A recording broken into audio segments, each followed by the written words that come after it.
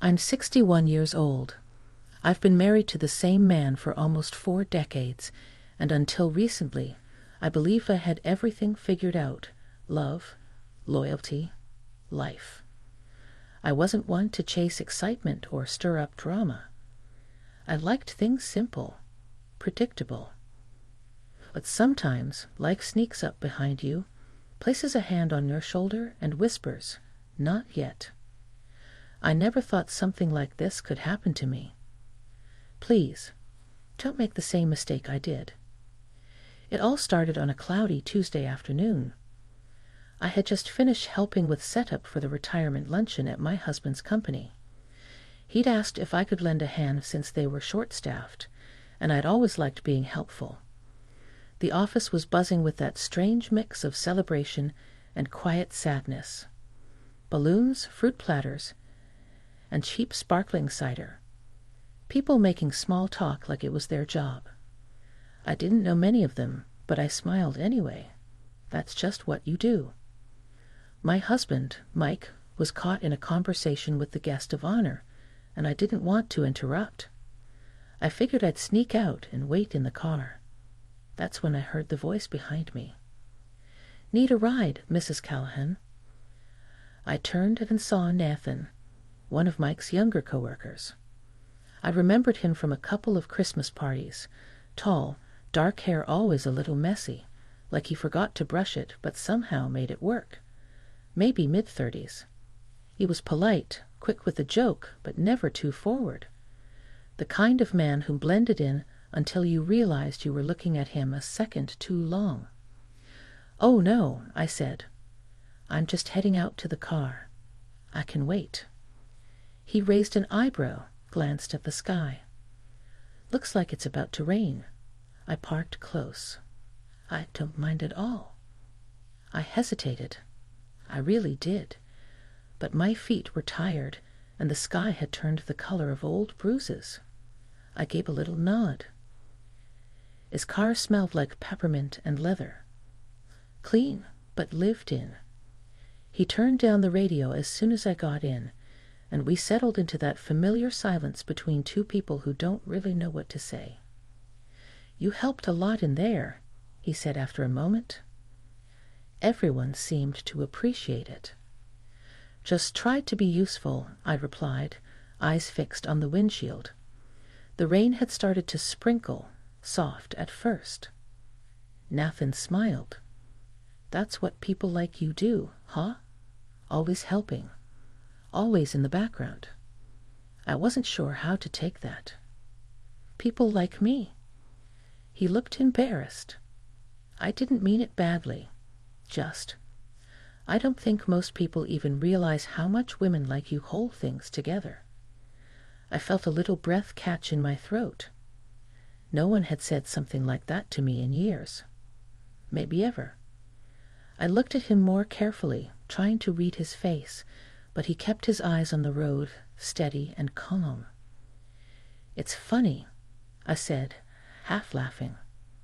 "Sometimes it feels like I became invisible after 50. Nathan glanced at me, then back to the road. "You're not invisible, Nora." The way he said my name, it made me sit a little straighter. Like I'd forgotten something, and he just reminded me.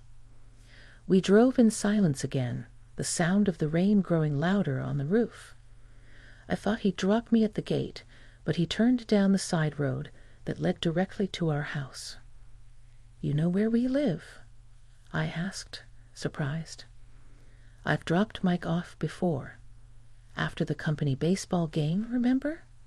You weren't home that day." "Oh, right," I said, though I didn't remember. I wasn't sure what I was supposed to be feeling. He pulled into the driveway and put the car in park, but didn't shut off the engine. The rain had become a steady curtain, washing the windows in gray streaks. "Thanks for the ride," I said, reaching for the door.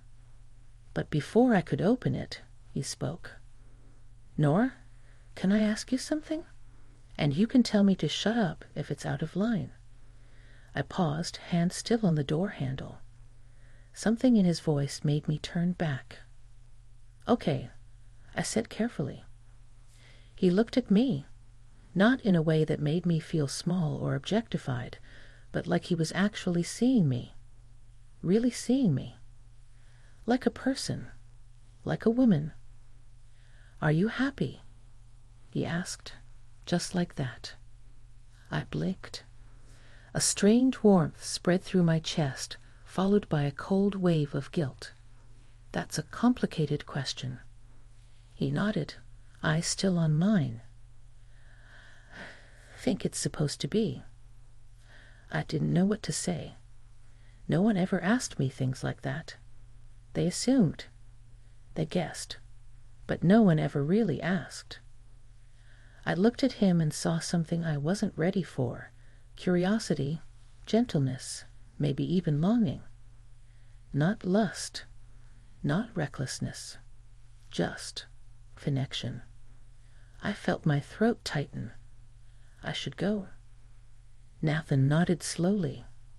Of course. But he didn't start the car. He just sat there as I opened the door and stepped out into the rain.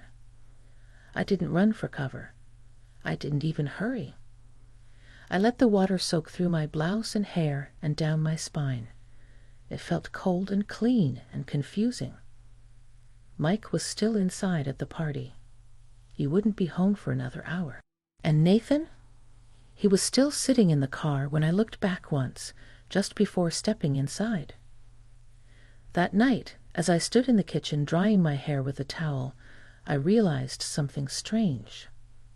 I felt awake. I didn't sleep well that night. I lay beside Mike, listening to the rhythm of his breathing, the soft rasp of his snore, just barely audible. It was a sound I'd grown used to over the years, like an old clock ticking in the background. Familiar. Safe. But that night it sounded different, like something distant, like a reminder of how far apart we drifted without ever meaning to. Nathan's question kept echoing in my mind. "Are you happy?" No one had asked me that since. Maybe since my 20s. Back then, the answer was easy. Life was full of movement, full of hope. Raising the kids, building a home, laughing in the kitchen over burned lasagna and mortgage stress. But somewhere along the way, we'd both gone silent in the same room. The next morning, I went about my usual routine. Coffee, laundry, watered the plants by the kitchen window. Mike kissed my cheek on the way out, muttered something about meetings and traffic. I smiled. That mechanical, well-practiced smile. Then the door closed, and I just stood there, still holding the dish towel. A notification buzzed on my phone. Nathan. "Hey, I hope I didn't cross a line yesterday." I stared at the message for a long while. My thumbs hovered over the screen. Me? No, you didn't. It just caught me off guard. He replied almost immediately. "Nathan, that's fair." It wasn't really a fair question to ask, but I've been thinking about you since the party. The way you looked. The way you looked away. I don't know why I noticed, but I did. I didn't respond right away.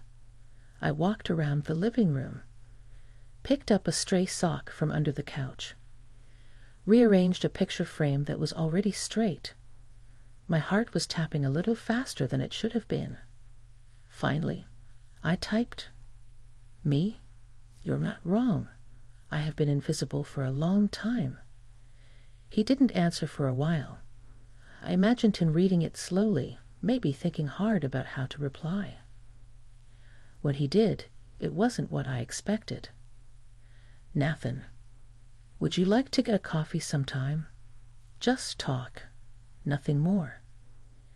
I sat down at the kitchen table, the same table where I'd served thousands of meals, where birthday candles were blown out, where bills were paid and arguments whispered. And now, here I was, staring at a message from a man half my age, asking to talk. I didn't say yes, not right away, but I didn't say no either. That Thursday, I told Mike I was running errands. I wore something that hadn't seen daylight in years, a navy blouse that hugged the parts of me I used to love. I took extra care with my makeup, though I told myself it was just out of habit. We met at a small cafe tucked away on a side street I'd almost forgotten existed, the kind with wooden floors and soft jazz and little handwritten menus. Nathan stood when I walked in. He looked freshly showered, his sleeves rolled up, a quiet smile on his face. "I wasn't sure you'd come," he said. "Neither was I replied, and it was the truth. We sat in a quiet corner, talked about nothing at first, books, weather, traffic. But then the conversation deepened without warning, like stepping from a shallow pool into open sea. He told me about his parents' divorce, about how he watched his mother disappear into the role of ex-wife and never quite return to herself, how she taught him to notice when women get quiet in their own homes. I told him about my kids, how I missed when they were little, how I sometimes resented their freedom, how I loved Mike, but sometimes I wasn't sure I still knew him. The coffee got cold, and yet we stayed. At one point, I reached for my cup, and our fingers brushed. I froze. So did he. That spark, tiny but undeniable, flashed between us. I pulled my hand back. "I'm not looking for anything reckless," I said. He nodded. "Neither am I." I wanted to believe that. I wanted to believe we could keep whatever this was safe, contained. But something had already shifted. The air between us wasn't innocent anymore. When we finally stood to leave, he touched my elbow gently. "Thank you for saying yes," he said. I drove home with the windows cracked, letting the wind tangle my hair. And as I pulled into the driveway, I caught myself smiling. Not because of what had happened, but because of what might. The days that followed were quiet on the outside, but noisy inside my head. Mike didn't notice anything different. Or if he did, he didn't say a word. We still had dinner at 7, still watched our shows in the evening. But I kept thinking about that moment in the cafe, Nathan's hand brushing mine, the way his eyes stayed with me when he spoke. Not flirtatious, not dramatic, just present. Like he saw me as someone worth listening to. It scared me how much that meant. I tried to shake it off, tried baking, gardening, anything to fill the hours. But late at night, when the house got still, and I sat alone in the den with only the lamp on, I found myself replaying our conversations. Not the words, really. The feeling of them. Like I'd stepped through a door I didn't know was there. The next time Nathan texted me, I didn't hesitate. "Nathan, I found this spot by the lake. Quiet, peaceful. Want to go for a walk?" Me? What time? It was a Sunday afternoon, the kind of day that felt like it could go either way, lazy or heavy. I wore a sweater and jeans, comfortable, not intentional. At least, that's what I told myself. He was already there when I pulled up, leaning against the hood of his car, hands in his pockets. The wind was light, the sky that pale blue-gray that makes everything feel softer. We walked in silence at first. Birds chirped in the distance. Leaves crunched underfoot. The path curved along the edge of the water, and I could smell pine and something sweet in the breeze. "Do you ever wonder," he said, "what your life would look like if you'd made just one different decision?" I looked at him. Which one? Any of them. A missed opportunity. A conversation you never had. I stopped walking. "Why are you asking me this?" He turned to face me. Because I see you thinking about it. Every time we talk. My throat felt tight. Not from anger. From something deeper. A mix of grief and longing. I didn't come here to do anything wrong, I whispered. I don't want to betray anyone. You haven't, he said gently. Not yet. The wind picked up a little. A loose strand of my hair blew across my face, and before I could fix it, he reached out and tucked it behind my ear. It was such a simple gesture, and yet my body responded like it had been waiting to be touched for years. I stepped back. I'm married, I said, almost to remind myself. I know. You're young. I'm not that young, he replied, a sad smile tugging at his lips. And you're not old. You're more alive than anyone I know. I didn't know what to do with that. We sat on a bench overlooking the lake. The sun had started to dip, casting gold over the water. Why me? I finally asked. Nathan leaned forward, elbows on his knees. Because you carry silence like it's something you earned, because you laugh with your eyes before your mouth. Because the first time I saw you, you looked like you were holding the world together with thread and a tired smile. I closed my eyes. No one had ever said anything like that to me. Not in a lifetime. We didn't kiss. We didn't even touch again. But something unspoken passed between us on that bench, something irreversible. When I got home that night, Mike was watching a game, a beaver in his hand. He barely glanced up. Hey, babe, everything okay? Yeah, I said quietly. Just needed some fresh air. He nodded, eyes already back on the screen. And I stood there in the doorway for a long time, wondering how love could fade so gently you didn't even realize it was gone. Until someone came along and made you feel it again. The following week felt like standing on the edge of something I couldn't name. I moved through my routines, laundry, phone calls with the kids, cooking dinner, like always. But my mind kept drifting back to that bench by the lake, to the quiet between Nathan and me that had somehow said more than words ever could. We hadn't made plans to see each other again, but I felt him everywhere. In the breeze on my morning walks, in the ache I didn't know I'd been carrying for years. I started noticing things about Mike, the way he chewed his food with his eyes fixed on the TV, the way he never asked how my day had been, and the way I'd stopped expecting him to. It wasn't anger I felt. It was distance. Quiet, polite distance built over time. Layer upon layer of unspoken things. 3 days later, I ran into Nathan at the grocery store. Of all places. I was in the produce aisle, checking a tomato for ripeness, when I heard his voice behind me. Still the best eyes in the room. I turned too quickly, heart pounding like I'd been caught doing something wrong. But he wasn't grinning or teasing, just watching me gently, waiting. Nathan, I breathed. You scared me. Didn't mean to. He looked down at the basket in his hand. Wasn't sure I'd see you again. I hesitated. I wasn't sure either. There was a pause. The store hummed around us, shopping carts rolling, soft music playing, an old woman asking where the eggs were. He cleared his throat. I think about you. I felt the words like a pressure on my chest. I know this isn't sustainable, I said.